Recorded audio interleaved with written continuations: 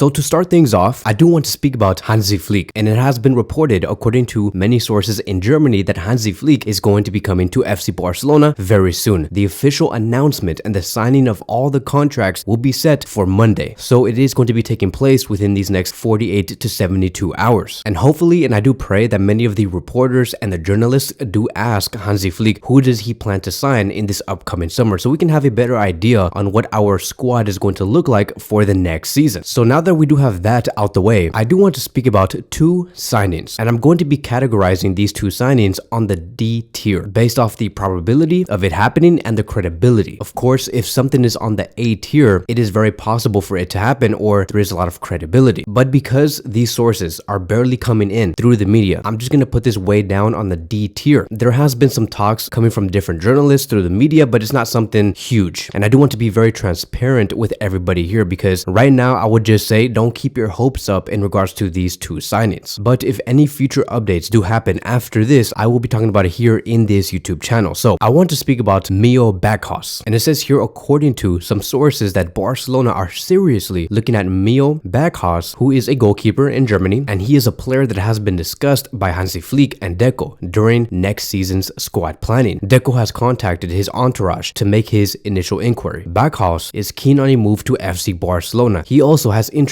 from teams in England and also in Germany. Barcelona's plan is to not use him as a backup. He could be much more than that. His price tag is unknown at the moment. So if you guys do not know who Mio Backhaus is, he is a 20-year-old German goalkeeper that does represent Werder Bremen, but he is on loan at the Netherlands with a team named FC Volendam. He was sent on loan back on July 5th, 2023. And the whole goal coming from FC Volendam was the fact that they wanted to enter the top 10 within the league, because in the previous season, they ended up in 14th place. But what happened in this season, they underachieved. It only got even worse. They did not even end up 14th place. They downgraded, and now they have been relegated to second division, which means that Backhaus is going to go back to Werder Bremen and come back with a decrease in value, meaning his price tag is going to be very cheap because he did not do well when he was at FC Volendam. And yes, your value does decrease if you do not do well while you are on loan. It does come down to performance metrics, the visibility and reputation, injury concerns, tactical fits. They take all of that into consideration, and if you under deliver in those things, your price tag and your value will also decrease, and that is what's going to make this signing very achievable. This happens everywhere. It's not just like goalkeepers or something like that. Like for example, Ansu Fati, he went to Brighton and now his value has been decreased because he was not doing well at Brighton, not scoring goals, not providing assists. Everybody just does not see him as a good player. The same thing happened with Renato Sanchez. He was a high profile player at Bayern Munich, but then he was loaned out to Swansea City and he did so poor there that when he did return, his market value dropped so much. Dele Alli, also another player who went on loan to Besiktas from Everton, struggled during that loan spell and his market value plummeted. So this happens all the time. Yes, there has been some sources claiming that his price tag could be something like 45 to 55 million euros. That is definitely not going to happen because we have to look at the context. We have to look at what this goalkeeper has been through. And right now, there has been sources claiming that we can grab this player for around 5 million euros to 8 million euros. And that, my friends, would be a steal. And so if he were to come to Barcelona, he would be competition for Marc-Andre ter Stegen, a goalkeeper that will not be leaving. And he would be the direct replacement to Iñaki Peña. Iñaki Peña had a very underwhelming season at Barcelona. Yes, he had a few good performances here and there, stopping shots, but overall, it was very underwhelming. And if you want to succeed at a team like FC Barcelona, when you are a goalkeeper, you have to be very good on the ball when the ball's on your feet. Ter Stegen is really good at that. Iñaki Peña showed that he is a good shot blocker, but in terms of like passing the ball to either Araujo, Koundé, Kubarsi, or Balde, or Cancelo, or Frankie, he underdelivers and he's very shaky. So speaking about the goalkeeper position, expect for a lot to change. And I mean like not just with players, but in terms of the goalkeeper coaching. It says here, according to Sky Sports, that Hansi Flick will be bringing his trusted coaches into his coaching setup at FC Barcelona. As we stated earlier throughout these videos, Toni Tapalovic and ex-Germany assistant coach Marcus Sora will be joining Hansi Flick. Tapalovic will be the goalkeeper coach. He is a former Bayern Munich goalkeeper and has worked with Bayern Munich for 12 years. He has been credited for helping Neuer become the best goalkeeper in the world. And the fact that a man like Tapalovic would be able to help Ter Stegen and also potentially, maybe, right, Mio Backhaus, that would be awesome. It would be amazing because Barcelona have struggled so much in the goalkeeper position. We do need an upgrade. And Tapalovic is being brought into FC Barcelona to help Marc-Andre ter Stegen eliminate correlate the errors in his game and get even better. So now moving on towards the next player, and the next one is going to be Leroy San.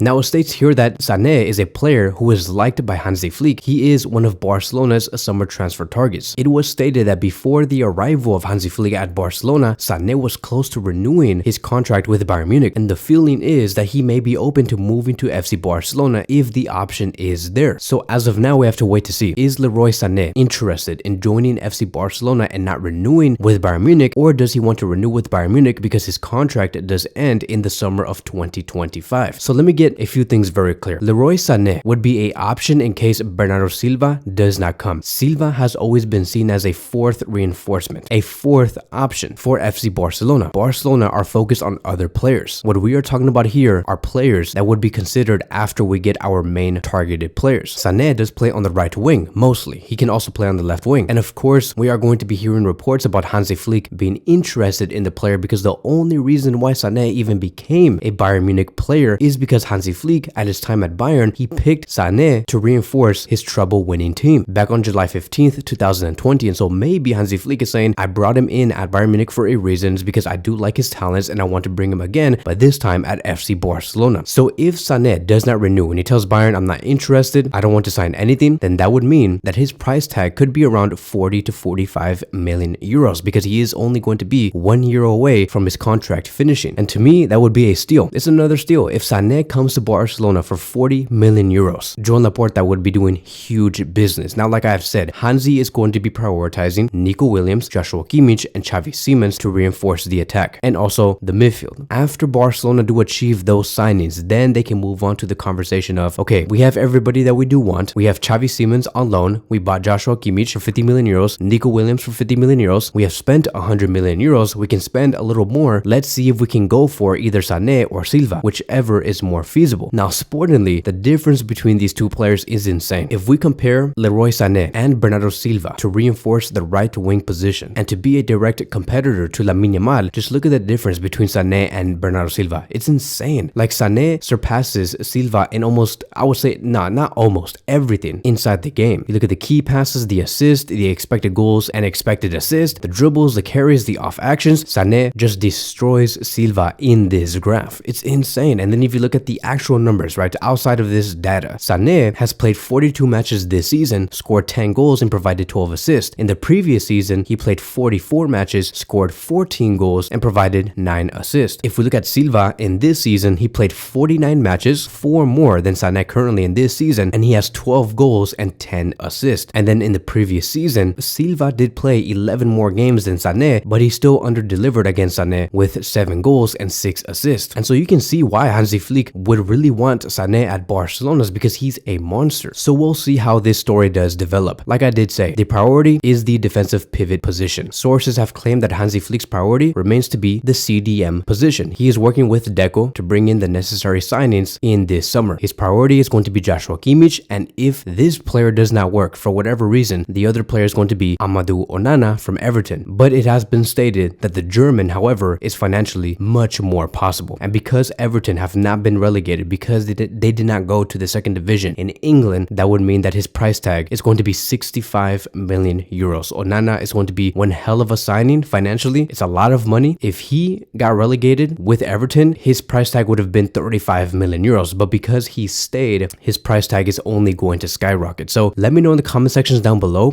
what would you do? If you had a choice between Sane and Silva, who would you choose? And if you had a choice between Joshua Kimmich or Amadou Onana, who would you choose? Thank you guys so much for watching, and I will see you guys in the next one.